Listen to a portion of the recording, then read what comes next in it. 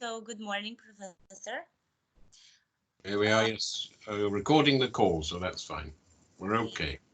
Good morning, Professor Barnes. Good morning. I will say a few words about you, and I will read something from your website about you and your activity for the public that will see the video to know more things about you. Okay. So, Professor Barnes is a consultant neurologist and medical cannabis expert and has dedicated his career to the development of neurological rehabilitation and medical cannabis awareness, education, and clinical excellence, and brings his expertise to global medical cannabis and CBD wellness organizations, educates clinicians and patients, and advocates for a sensible approach to medical cannabis prescribing in the UK. He says about himself that he has been interested in the medical applications of cannabis since his involvement with GW Pharma in early 2000 and the progression of Sativex to the market. He signed off the expert report to the MHRA, and this report has been used with more recent evidence to establish Sativex now in over 30 countries. In May 2016, he was asked by All-Party Parliamentary Group on Drug Policy Reform to write a report on the evidence for medical cannabis, which is known by Cannabis, the Evidence for Medical Use, and was published in September 2016 by himself and Dr. Jennifer Barnes. This report has been influential in progressing the medical cannabis debate in the UK, Channel Islands, and Ireland. He has assisted the Irish Parliament as well in that debate through discussion and lectures to the Parliament. On 1st of November 2018, the UK government rescheduled cannabis, and it is now legal for specialist doctors to prescribe. Very few have done so up to December 2019, so much work still to do. He has also lectured widely on the topic and has assisted the End Our Pain campaign, and he is now a trustee of the United Patients Alliance and CLEAR. He is Chief Medical Officer of Sol Global Investments, the Chief Medical Officer of Leaf Group, where he is a chairman of the Medical Cannabis Clinics and Director of Education of the Academy of Medical Cannabis.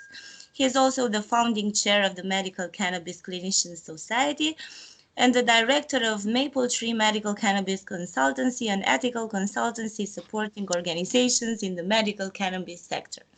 So thank you, and we are all very honored, Professor, that you offered us some time to speak about cannabis, and we are far from where you are now at the moment, but we hope in Romania, we hope that we will have the law very soon, because I hope that also the politicians in our country will listen very with interest and will want to apply what you tell us from your expertise. So I would like to ask you if you can tell us a few words about the Barnes report, which is very important for a lot of countries already. Yes, sure. Well, to go back a little bit, my interest in cannabis started about 20 years ago when people were coming to my multiple sclerosis clinic and saying they were using cannabis and it was helpful. And I asked everyone in the clinic, and about 50% were using cannabis. So that started my interest in cannabis, and that these people were doing it illegally. And half of the clinic were using cannabis to help their pain and muscle spasticity. So I wrote a couple of papers about that. And then nothing much happened because the original drug Sativex wasn't able to be used in the UK because our government body said it wasn't cost effective. So for about 15 years, nothing much happened. And then out of the blue, really, the all-party parliamentary group on drug policy reform just rang one day and asked me if I would do a complete survey of the use of cannabis for everything, not just neurology, because I'm a consultant neurologist, but for everything. And so Dr. Jennifer Barnes is my daughter, who's a clinical psychologist, and she worked with me to prepare that report over it only took about 2 months. And then that was used by the government or some of the government bodies to promote cannabis in the UK.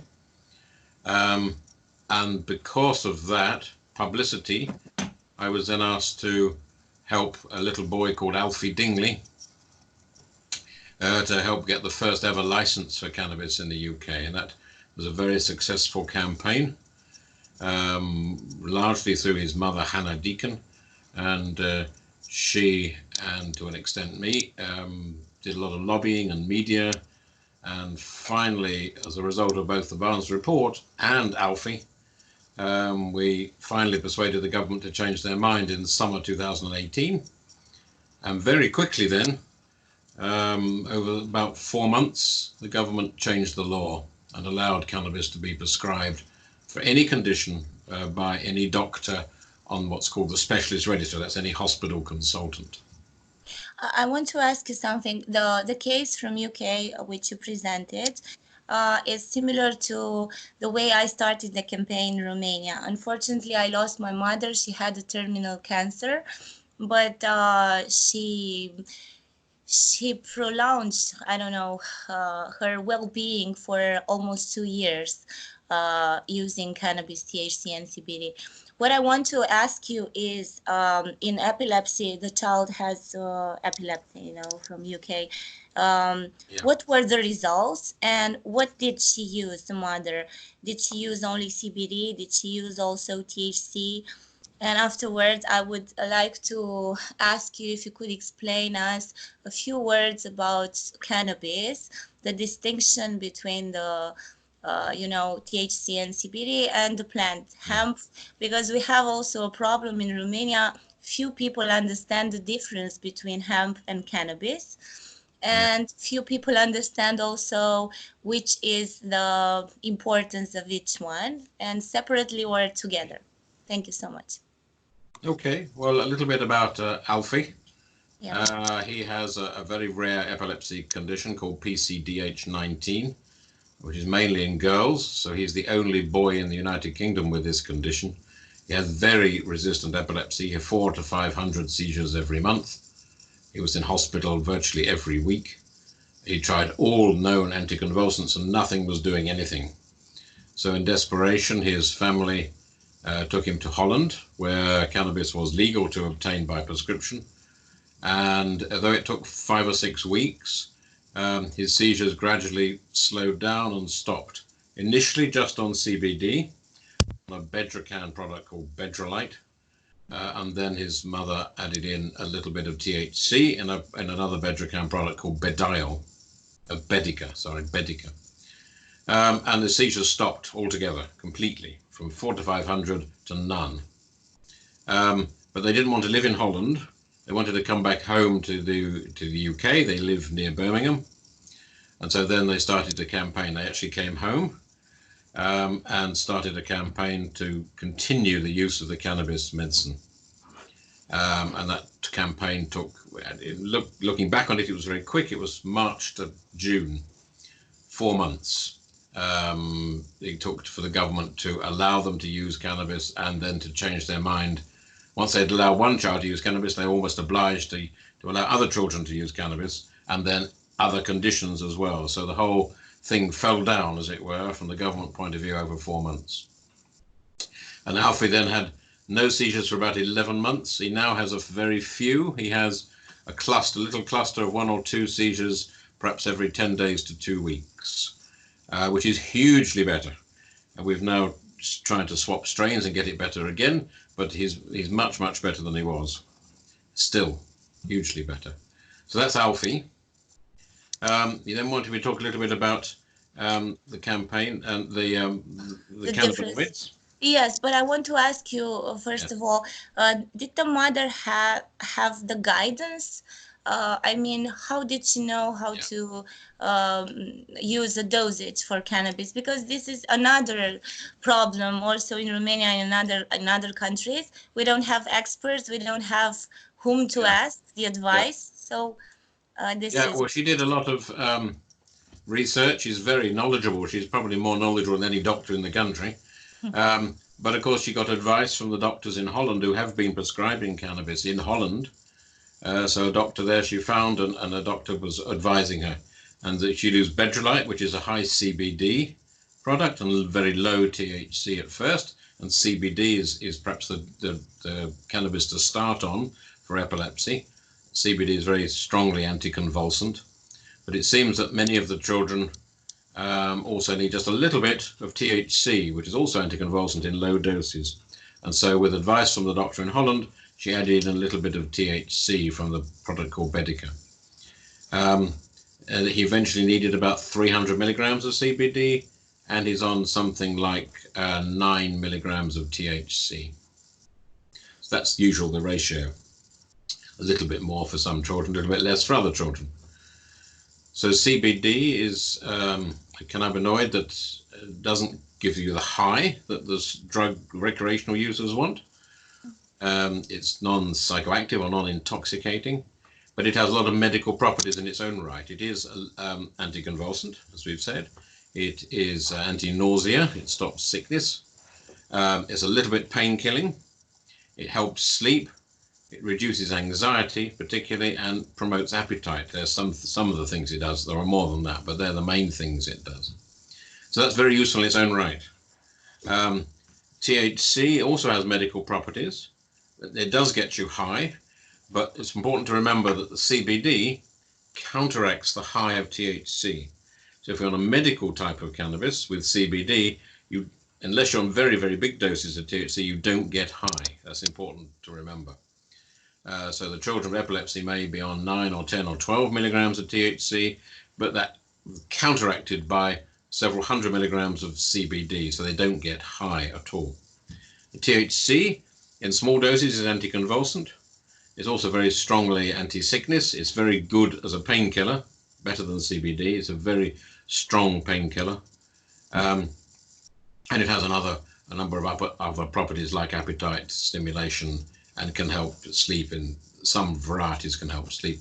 So it overlaps with CBD, but sometimes you need both together. And the thing to remember about cannabis is that we know a lot about THC and CBD, but there are 130 or so other cannabinoids, and all those looked at, which isn't many, but all those looked at have medical properties. And the plant also has other things in it called terpenes, which give it its smell, and flavonoids, which give it its color. And all those things tested have medical properties. So basically the point of this is that the whole plant is better than the individual parts of the plant, the so-called entourage effect. So it seems you have a better result from the whole plant extract than you do from isolates. Just isolate CBD works, but it works better if it's part of the whole plant as a medicine. So this is a scientific, I don't know, study that you're talking about now, the entourage effect. So this is one of the arguments why we all are requesting THC to be taken from the illegal using of the plant and put in a medical purpose where it belongs. I want you please to explain using your report, the Barnes report, to explain to us and also hopefully to doctors in Romania and politicians then who are watching you, why is it necessary to give the patients the right to use also THC? I know that the studies should be improved and the studies are, I don't know, at the beginning in the moment, but you already have some facts about using cannabis. So I would like you to tell us something about the importance of treatments using cannabis. Also THC, not only CBD, which is not illegal. Yeah. No. you're right, CBD does something in its own right, but there's good evidence. And okay, we need more evidence. I accept that. We need double-blind, placebo-controlled studies and such like, but there's a huge amount of evidence from the internet, from the observational studies published in the world literature, proper medical literature, a lot of evidence about the usefulness of cannabis, both THC and CBD. For most of the use of medical cannabis will be for pain. About 70% of prescriptions will be for pain. And THC is a much better painkiller than CBD. CBD is a little bit painkilling, but THC is quite strongly painkilling. So you absolutely need THC to control pain. You also need it to control, excuse me, spasticity, muscle spasm, which is the original drug we mentioned earlier called Sativex. That's half CBD, half THC. And THC seems to also help anti-nausea properties. As I said earlier, it's a little bit anticonvulsant. So THC in its own right has a lot of medical properties that are, in some senses, better than CBD, particularly the pain-killing variety. So CBD for pain has other benefits, like promoting sleep and reducing anxiety, which can be a problem with pain. But for pain, you need THC as well. So the two work very carefully and sensibly together, rather than each in either. So CBD will have a role, but you can have a much better medical effect if you add some THC and the full plant extract. It's important to remember that it's the full plant that works better than the individual components of the plant. This is very interesting, because I would like to ask you also about the arguments that the people who were against legalization of medical cannabis, what are the arguments in UK, for example? We know what are people saying in Romania and other countries, but in UK? There's actually very few people now against cannabis as a medicine. There's a different argument about cannabis as a recreational drug, so ignoring that, as a medicine now, is about 85% of the population are supportive of cannabis as a medicine, and 85% of doctors and 85% of politicians. So it's now totally accepted. There's very little argument against it. Those that do argue against it, which I say are very few, are mainly those that confuse in their minds the difference between medical cannabis and recreational cannabis. And recreational cannabis is very high in THC and very low or no CBD. That's what it's there for. It gets you high. And in some vulnerable people, particularly young men, not totally, but particularly young men who have schizophrenia or psychosis, that high THC street cannabis can trigger a psychotic reaction. So I wouldn't, as a doctor, I wouldn't prescribe cannabis for a young person with schizophrenia or a history of psychosis or a family history of psychosis. So it can cause those problems. But people think, well, we shouldn't give a medicine like that to children because they might go psychotic. That's total nonsense. Because, as I said already, first of all, in medical terms, you add CBD, which counteracts the effect of the THC. And the THC you're using in any case is very low dose, generally, compared to a very high dose of CBD. So it's nothing like the THC high street cannabis you can buy at the market or on the street corner. Nothing like it at all. And it's exceptionally rare to get a psychosis from medical cannabis. In fact, a colleague in Canada, where it's been used for a long time, said they've never seen it. Never seen it for medical prescription. Because first of all, the doctor is very careful about who you prescribe it for. And secondly, it's very high in CBD, counteracts the THC effect. So that's the main argument against medical cannabis, but it's a non-argument now. And I think most of the public now appreciate that it's not an argument, and they've lost that argument, and they accept medical cannabis. It's still an argument in Romania, unfortunately, because people who are afraid of cannabis, they're saying that, you know, the images of people that are using from the corner of the street, as you said, and smoking weed, and they're putting this very close to the image of people who are treating themselves and need the treatment. But hopefully we think that we will get there to what you have in education. It's just education. It's not the way to go. But people are speaking out of ignorance of not understanding the difference. They think it's like doctors prescribing a few joints, high in THC. It's nothing remotely like that. And after education and the experience of other countries, hopefully people will begin to realize that that's not a risk. Because you spoke about education, could you tell us a few words about why did we get to this point where cannabis was so badly, I don't know, treated, and Yes. like the historical and political aspects, and from where people and mankind is known to use cannabis for medical purposes. Yeah. But cannabis has a very interesting social history and medical history. It was probably the original medicine. It was described 5,000 years ago in China, as a long history of pain killing, as anti-epilepsy. All these things are described many, many centuries ago. And it was up to about the 1930s. It was a totally accepted medicine for all doctors use cannabis for all sorts of purposes. And then there was a political, it was purely politics. In the 1930s, in America, in the United States, somebody called Harry Anslinger came along.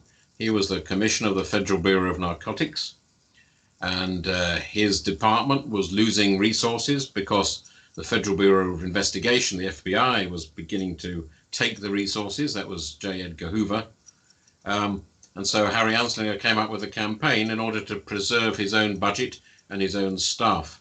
And he came up with an anti-marijuana campaign, which was based on no science at all. It was a very racist campaign. It was very anti-black and anti-Mexican. But it was unfortunately very successful. It had a number of newspapers were behind it, and they managed to demonize cannabis as a drug of abuse. It made people commit crimes. It made them sexually overactive, as it were. There all sorts of problems were ascribed to cannabis, totally wrongly.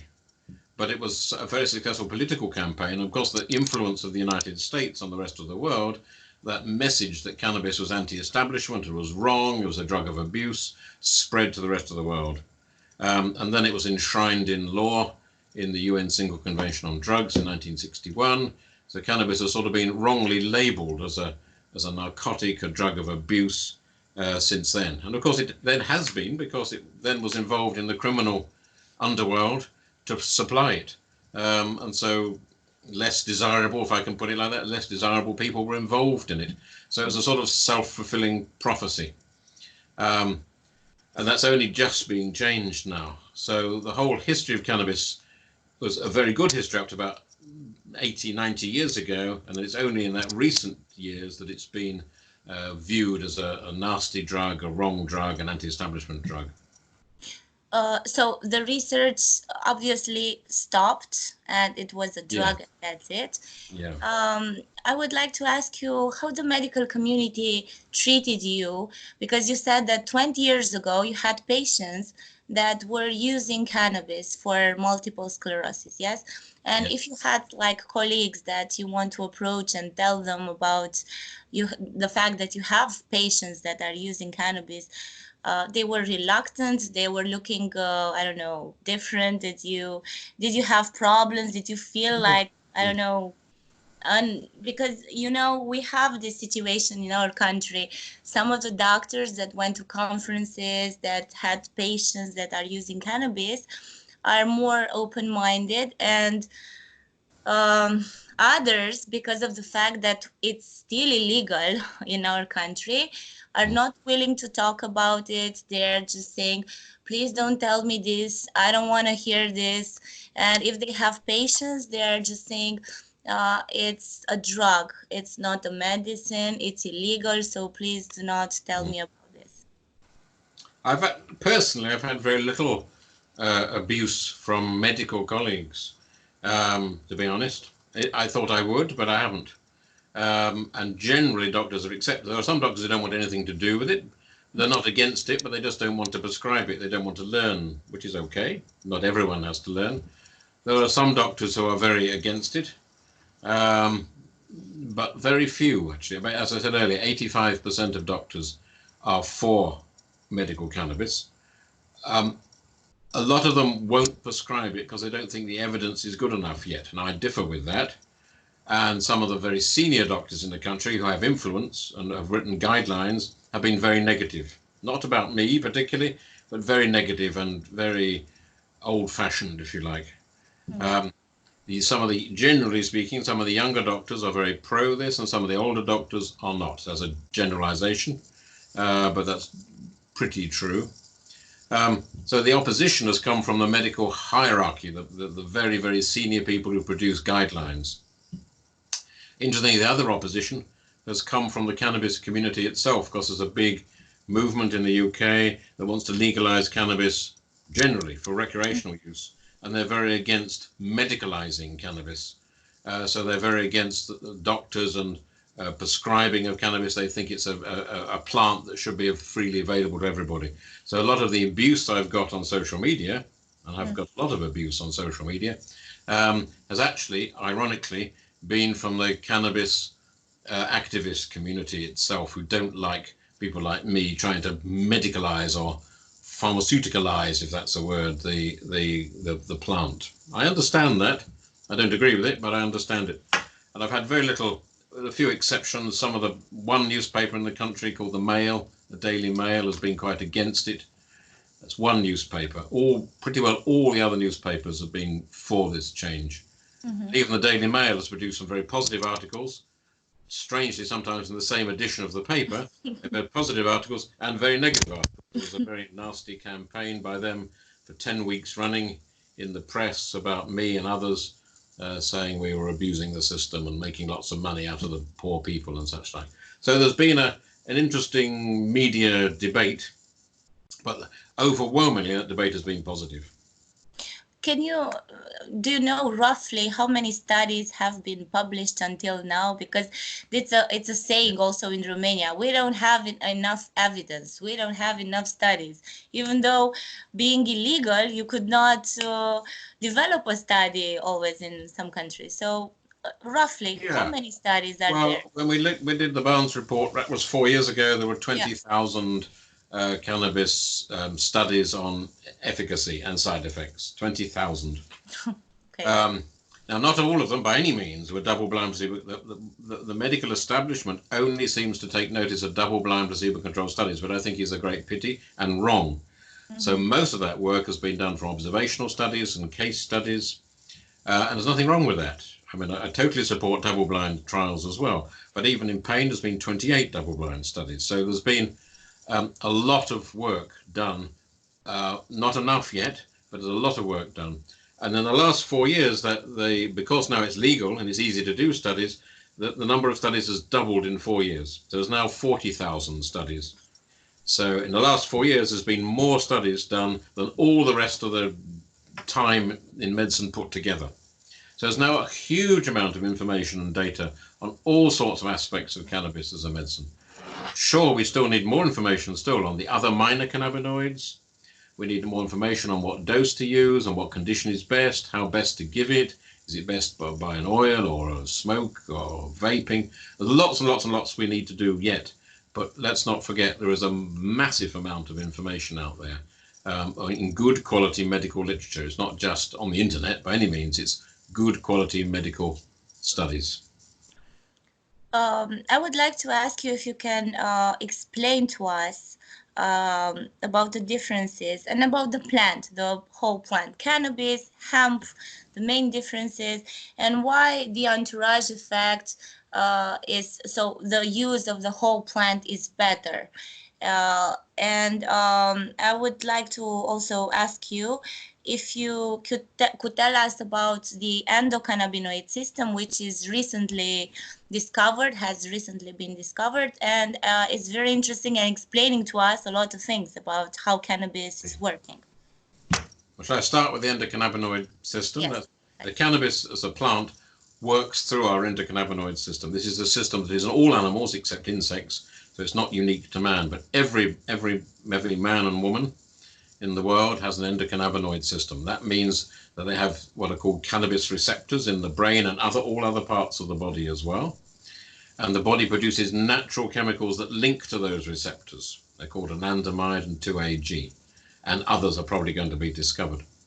So we have our own natural system, and what that endocannabinoid system does is to control all the body's neurotransmitter systems. Now, for those that don't know, the body works through the nervous system, and if one nerve comes down and joins to another nerve, the gap in between, a little chemical leaves one nerve and goes to the next nerve, and that triggers the signal to carry on down the nerve.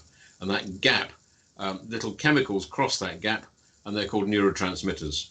And the whole body works on a whole range of 7 or 8, 10 different types of neurotransmitter. So one type of function in the body uses one sort of neurotransmitter, and another type uses another sort.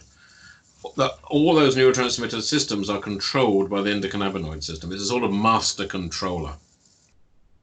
So it's not surprising that cannabis, some people will say, well, cannabis can't have an effect on something as like Crohn's disease on one hand, and anxiety on the other, and pain on the other, and epilepsy. It's some sort of snake oil. It doesn't mean anything. It can't have all those effects. Well, once you know how it works, of course it can have all those effects, because it affects every transmitter system in the body. So it's a major modulator, changer, adjuster, controller of all our bodily functions, the endocannabinoid system. That's not speculation, that's fact. That's been known now for about 20 years. Strangely, it's not very much taught in medical schools. I don't know quite why, but it isn't. So all the plant does is the plant chemicals like THC and CBD interact with our own endocannabinoid system. THC locks on to one of the cannabis receptors. CBD locks on to other cannabis receptors and other receptors in the body. So all the plant is doing is supplementing or adding to or modulating our own inbuilt neurotransmitter system. And that's how it works. And that's how it has such a diverse range of effects on all sorts of different diseases and symptoms and functions. And a few words about the distinction between hemp and cannabis. Between and sativa and indica and people are not very familiar with the distinction. No, there's actually 3 different types of cannabis. Well, 4 really. One's called cannabis sativa. That's a long, tall plant. Cannabis indica is a short, bushy plant. There's another one that we don't hear much about called cannabis ruderalis. And then there's hemp. Hemp is cannabis. It's cannabis sativa, but it's a type of cannabis sativa that's grown for its fibrous qualities and its stem, and mainly just has CBD in it. So it's a little bit of a separate thing. We're moving away a little bit. Well, cannabis sativa is meant to be sort of uplifting and creative and stimulating, and cannabis indica is meant to promote sleepiness and sedation. And generally speaking, that's true. But these days we're moving away from that distinction and really looking at the components of the plant, because most of the medical cannabis you get now is hybrid, a mixture of sativa and indica. And so we're now moving away from a label sativa and a label indica into knowing exactly what the components of that medicine is. How much THC, how much CBD, and how much of the other cannabinoids and the terpenes have they got in it. It's better to look at cannabis medicine as the components and not. We should move away from sativa and indica. In Canada, for example, you still get that distinction. You can buy flowers for dried flowers that are sativa and dried flowers that are indica, and they do have a sort of crude difference between them, but as I've said, but it's best to think of the components of the plant rather than the botanical name. Okay, thank you. So I would like to ask you also, which are roughly the recommendations for dosage, and if there are side effects, long-term effects, and many people are asking if THC, if cannabis is addictive. And after that, I would like to ask you also if you can make a comparison between, based on facts, between opioids and cannabis. Okay, well, dosage, CBD, first of all, there's a big variation. Cannabis is very personalized medicine. It's not like some medicine you need 20 milligrams 3 times a day, and that's pretty well the same for everybody. It's not true with cannabis. It's very personalized. CBD, there are some people who are very sensitive and only need a very small dose, like 10 milligrams. Others need, say, 200 milligrams. And the children with epilepsy can need 300, 400, 500 milligrams. So but the average dose, to give an idea, for, say, an adult with pain or an adult with anxiety is somewhere between 60 and 100 milligrams of CBD. THC is much, much less than that. Most people wouldn't need more than 20 milligrams of THC, and many would need much less. As I said earlier, the children with epilepsy just need 2, 3, 4, 5 milligrams of THC. It's per day you are taking. Per day, sorry, yes, per day. Okay. Per day. So the average CBD is about 60 to 100 milligrams per day, and you can take it in 1 or 2 or 3 divided doses, it doesn't matter. And THC as an average maybe 8, 10, 12 milligrams per day. We don't know much about the dosing of the other minor cannabinoids. We know you often need a little bit of them, but how much you need is, we can't, at the moment, the products we've got can't differentiate the dosage of the other cannabinoids. So we have to, at the moment, just go on the dose of THC and CBD, and they're the sort of average doses. And the side effects? Yeah, CBD is very, very safe. Most people have no side effects. It can cause some dry mouth. It can cause some sedation, which of course is, some people, another side effect is what you want it to do. You want to help sleep. Some people we don't want to help sleep, so that may be a side effect for them. It can cause a little bit of tummy pain and diarrhea sometimes. But pretty well for CBD, that's about it. It is remarkably safe. THC has more side effects, and of course it can give you the high in isolation, not when it's with CBD, which people with a disorientation, a bit intoxicated, if you like. But that's only with very, very high THC that's not masked by CBD. It can also cause dry mouth. It can also cause diarrhea sometimes. It can cause a bit problems with sleep in higher doses because it's stimulant, or some varieties of stimulant. And of course, we mentioned earlier, in vulnerable people, it can cause a serious problem of psychosis.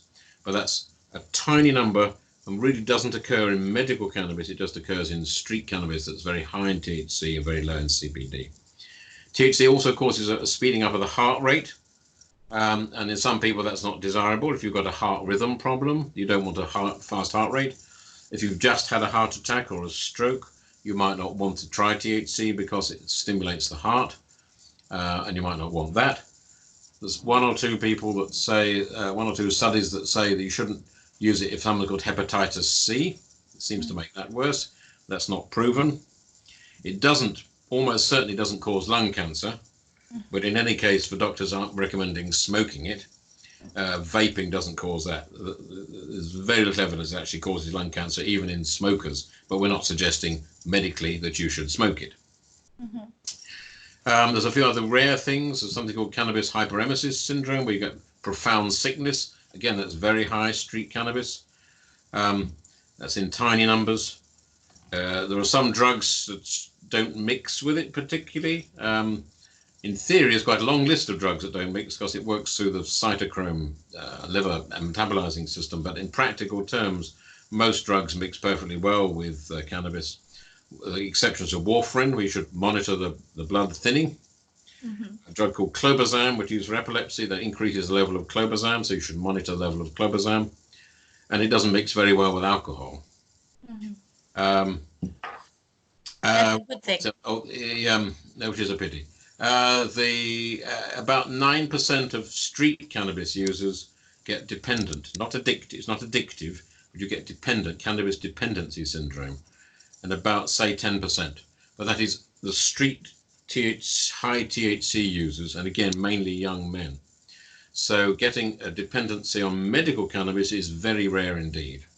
Okay, can happen, but you should stop the cannabis, and then that problem should, and usually does, go away.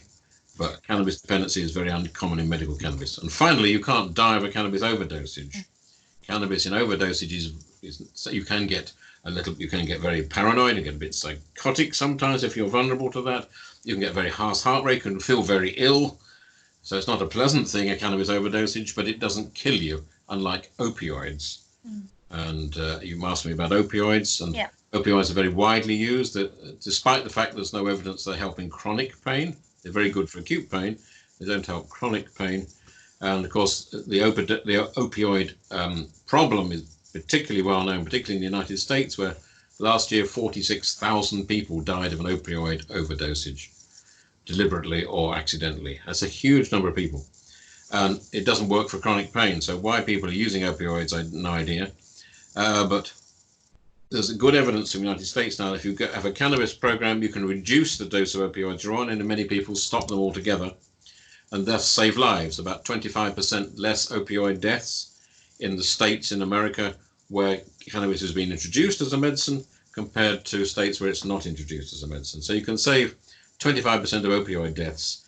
If no other reason, it's worth prescribing cannabis for that reason. And you will have opioid deaths in Romania. Not as bad as the United States, but you know, you will save lives by introducing cannabis as a medicine because of the opioid sparing effect. That's very important what you told us. I want to ask you if through the studies that I don't know are now published, is it written something specifically about the children's treatment? I mean, they could use since very early ages cannabis or not? Is it not safe yet? Yeah, for the children with epilepsy, or just children generally? Generally, I mean, with Yeah, cancer, with epilepsy, with other symptoms. I mean, mainly children would use it for epilepsy. Some would use it if they have a pain from cancer, for example. There's some evidence that cannabis is an anti-cancer drug in its own right. That evidence is quite thin, but it can be quite useful for cancer patients because of the anti-pain effect, less sickness, better sleep, less anxiety, better appetite. So it can be a very good quality of life. And that's for children as well as adults. There is no reason why children shouldn't use cannabis mainly for those reasons, in fairness, mainly for pain, quality of life in cancer, and for epilepsy. But there's no reason why children shouldn't use it in those circumstances. So I'm interested in the UK law in the moment. There is no distinction between children and adults in using cannabis? A specialist doctor, a hospital consultant, can prescribe cannabis legally for any condition, for any age. You're meant to prescribe within your own area of expertise. You know, as a neurologist, I probably will be unwise to prescribe for non-neurological problems. I could do legally, but so there's no age restriction and there's no condition restriction. I can prescribe for any age, for any condition that I feel is right for that person. Okay, thank you, Professor. So I asked also the people that are on my Facebook account and they're supporting our cause in Romania, and I told them that we will have the opportunity to talk to you, and some of them send me some questions, and I will ask you. I already asked you if children can use since very small, early ages. And a patient asked me if he could be helped, or I don't know, his life could be improved. He's living in a house with mold. Cannabis can help him with, I don't know, something with his quality of life.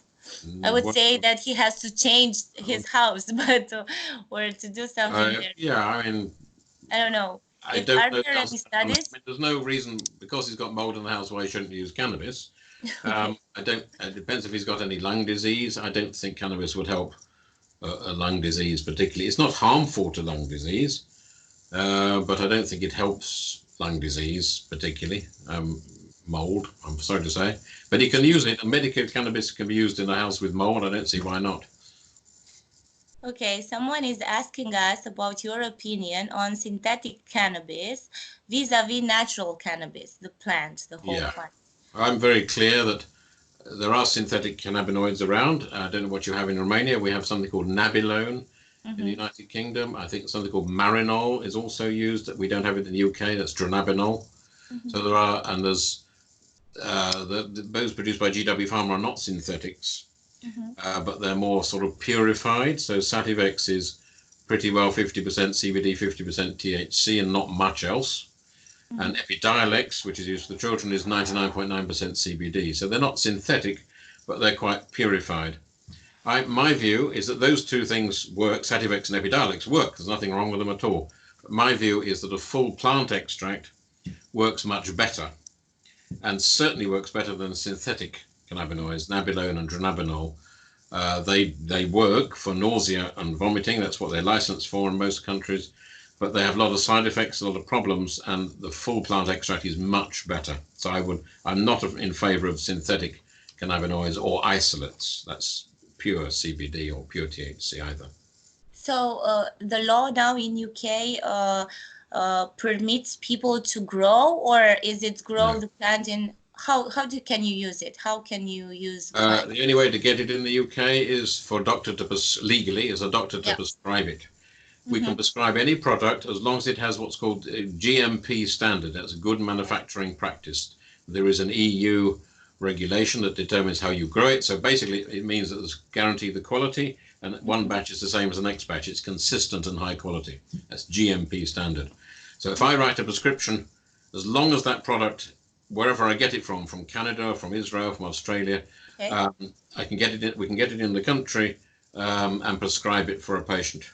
It's difficult to get it in the country. It takes 4 to 6 weeks to get any product in the country, and we have problems with the supply chain because every product has to be imported for one patient for 1 month. So at the moment we can't get a bulk supply in the country, which is crazy. That will change, I think, this year. We'll get bulk supply in the country, and then we can prescribe it. But the moment we can prescribe any product for any condition, as long as it's to that magic GMP standard. So you will have also growers in UK with GMP? Yeah, there's none at the minute. Yeah. There's a lot of hemp grown in the UK. Yeah. It's a different matter because CBD is legal in the UK just to buy over the counter. Yeah. So CBD, hemp-based CBD with very little or no THC is legal at the moment. But at the moment, there's no higher THC cultivation license in the UK. I know the 3 or 4 companies have put in an application for that license. So I think probably by the end of this year or early next year, we'll have UK-based growing. But at the moment, you can't grow your own. There's a big campaign to grow your own plants, but at the moment, that's still illegal. Would you say that there is a difference in the treatment of people who are using CBD, but not ecological? Like, I don't know, you know that there are different kinds of CBD, and a lot of kinds of CBD you can find also in Romania. So is there a difference between the products? Could it be harmful to use a product that is not, I don't know, very standardized or something? Well, there's problems with, in the UK, you may have the same problem in Romania, that if you can buy it legally, what it says on the label is not necessarily what it's got in the bottle, because there's a lot of problems with regulation. So I don't think it's fair to say that the vast majority aren't harmful, but because what's in the bottle might be virtually nothing, tiny amounts of CBD, it's probably not going to do any good, because there's not enough CBD in it. And at the moment in the UK, we have the problem that you can buy it, but the people selling it can't tell you it's a medicine. They can make no medical claim. So you can buy it, and people on the internet know that this bottle is going to help their pain, but they don't know how much to take. And they don't know what's in the bottle either. So it's very unsatisfactory. But at the moment, because it's so difficult to get a prescription in the UK, it's legal, but very difficult to get a prescription. People are saying, right, well, I'll buy it over the counter, online. And they're buying CBD products online, which means the quality is not there and the consistency is not there. They need to get a prescribed CBD product, and it's very difficult to get it because there's very few doctors prescribing. I said earlier that 85% of the doctors support it, but at the moment there's only 6 doctors in the whole country actually prescribing it. Really? Yeah. Okay. This is not good news. So another patient is interested in, I understand she's 52 years old and she is using Zoloft for many years, and she wants to know if she could replace gradually Zoloft with CBD drops, and if so, what could be the dosage, or who she could ask for an advice on this matter. It's different. It's difficult in Romania, so Difficult maybe she could question. address a doctor in UK. I don't know. Yeah, Zoloft is sertraline, I think, is an antidepressant drug. And the second biggest use of illegal cannabis medically in the UK is for depression. The most common use is for pain. But there's very few studies of cannabis as an antidepressant, very few. I think it probably is an antidepressant, because otherwise it wouldn't be the second commonest illegal use. People are using it because it helps their depression, but there's very little studies. So could she swap her antidepressant Zoloft for cannabis? Possibly. What I would suggest to her is, if she wanted to try it, she could introduce cannabis, and then they mix together perfectly well. CBD only. Probably as an antidepressant, you probably need some THC as well. Okay. So probably. So buying it over the counter, just CBD, probably wouldn't do any good. Okay. You can reduce, if there's depression has associated with anxiety, CBD can help. And many people with depression are anxious as well, so CBD can help the anxiety element, but probably not the depression element. So she'd need to find some THC cannabis to help the depression, but she may not be able to swap from Zoloft. She'd have to try it and see, basically. Another person wants to know which strain or which component of, from CBD or THC is useful for his father, who suffers from Parkinson's disease. Yeah, there's not much strong evidence, but there's evidence that can help various aspects of Parkinson's. Again, it can help sleep in Parkinson's, we know that. It can help anxiety in Parkinson's, we know that. We can also help appetite in Parkinson's. But it can also, in some people, help the motor problem, the shaking of Parkinson's, and it can reduce the shaking. And that's probably, you need both CBD and THC for that. So if it was available, which I know it isn't in Romania, I would use a balanced, what's called a balanced product, a THC and CBD product. But I always start with a high CBD product, because it's safer and less side effects. And then if it doesn't do any good, you then introduce a little bit of THC bit by bit till you get a balanced effect. So for Parkinson's, I would start with CBD, and then if need be, add a little bit of THC later on. Okay, thank you.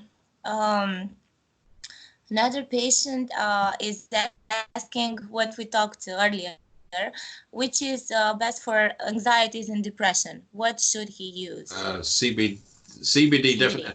THC, it can promote anxiety, it can make you more anxious. So CBD is definitely the treatment for anxiety. For depression, we don't really know, but you probably need both CBD and THC for depression. Okay.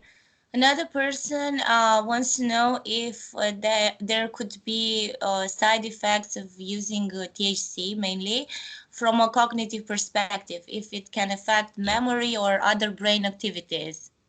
Yeah, if used too much.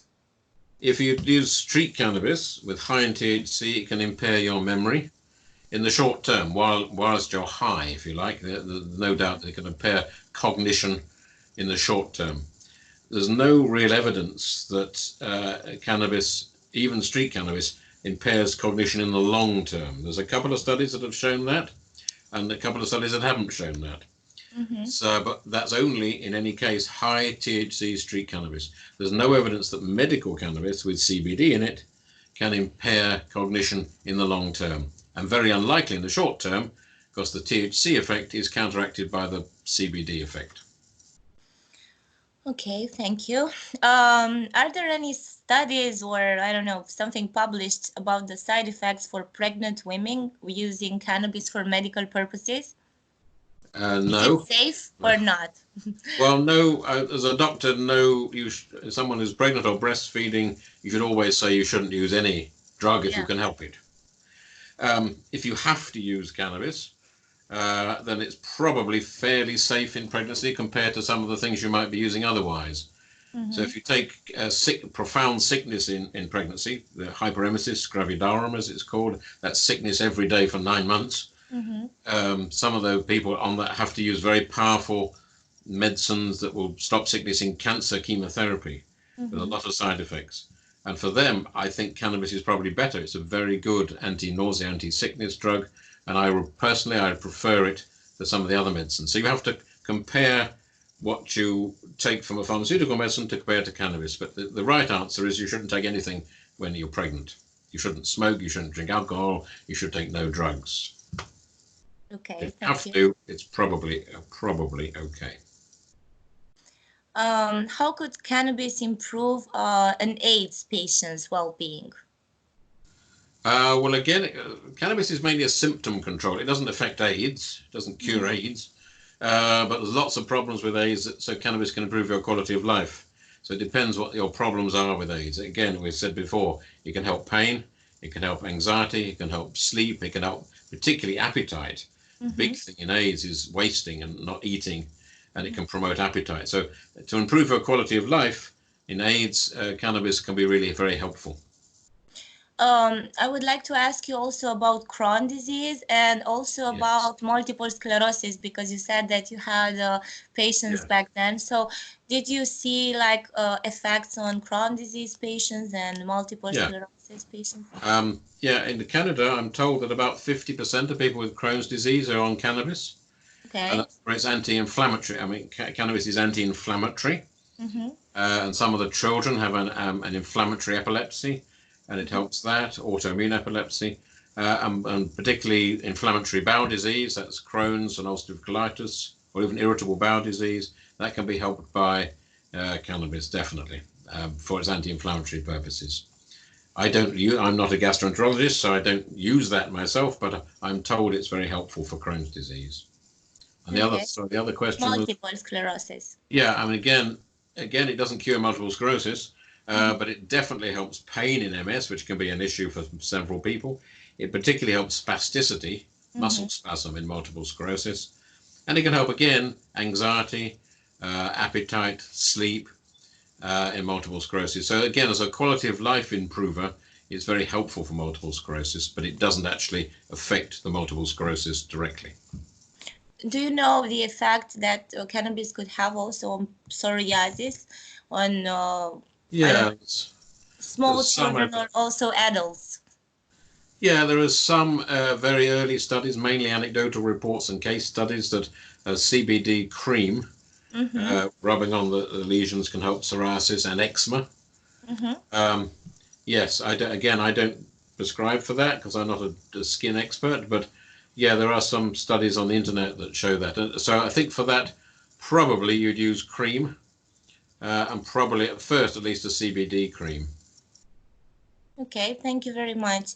And I would like to ask you something about the experience from other countries that have legalized cannabis, mainly in Europe, because we know that in USA and Canada is a different situation, but mainly in Europe. Do you see that there is a good trend that we are moving towards, I don't know, joint approach, that we are all the countries could improve their laws in the benefit of patients? I hope so, yes. How is There's now 50 countries around the world that have legalized cannabis for medical purposes. Many of those are in Europe. And many countries that is not quite legal yet are moving towards it, like France is the big example. Already legal in Germany, legal to an extent, varying degrees in Spain, in Italy, in Portugal, in Holland, in Denmark. So there's a lot of countries where it's either come or coming. I would like to see the European Union propose sort of EU-wide regulations, not to restrict it, but to say these are the sort of general standards you should have across Europe. That would make life much easier. It would save every country reinventing the wheel, as we say. Many countries have gone down the route of putting together an office of medicinal cannabis. So the government looks at cannabis. It's not a pharmaceutical product, so it needs to be looked at as a botanical product.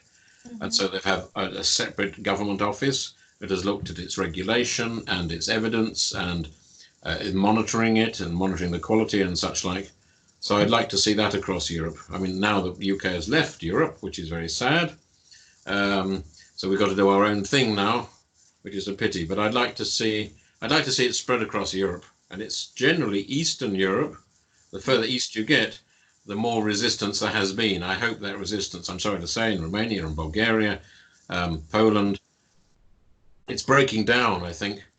I would like to see it broken down quickly, and that's why I'm very happy to support this, because in Romania you're doing a great job, and I'd love to see it become legal in Romania as soon as possible. And if I can help that in any way, I'm very glad to.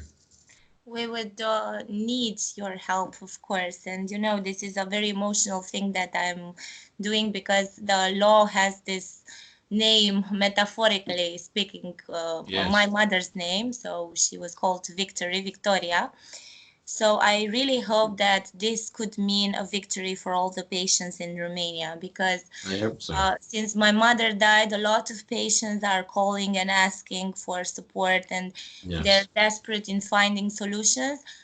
Most of them, they cannot use regular and normal treatments. That's why, as my mother was almost losing one kidney, when because of using morphine and a lot of painkillers, you know, and she had to switch to cannabis, because Yes. either way she could die of kidney failure, not of cancer, you know. So yes. It's very important for us to have people like you that are supporting us, also from other countries, not from UK. But I would like to ask you, do you feel the need that more and more patient alliances, associations could join forces and help the decisional factors in the EU or governments, or patients should be more involved in the movement to support doctors who want to? Yeah, where the countries that have changed the law, it's generally been the patient movement that has done it. Charlotte Figge in the United States was one. Alfie Dingley in the UK changed the law, not the doctors, not the politicians. It was the child with epilepsy and his mother. And I think in virtually every country, it's the patient power that matters. And the politicians listen to patients. They don't tend to listen so much to doctors. And there's not many doctors who will support it anyway in the first. So I think it's got to be driven by patient movements. There is a European Association of Medical Cannabis now that was launched 2 weeks ago in Madrid, which I'm on the board of. But I think the EU works very slowly. I'd like to see them do more, but I think the strength will come from groups joined together, patient groups, advocate groups, and they should join together. So there should be one movement. So it's not just children with epilepsy, it's not just adults with pain or multiple sclerosis.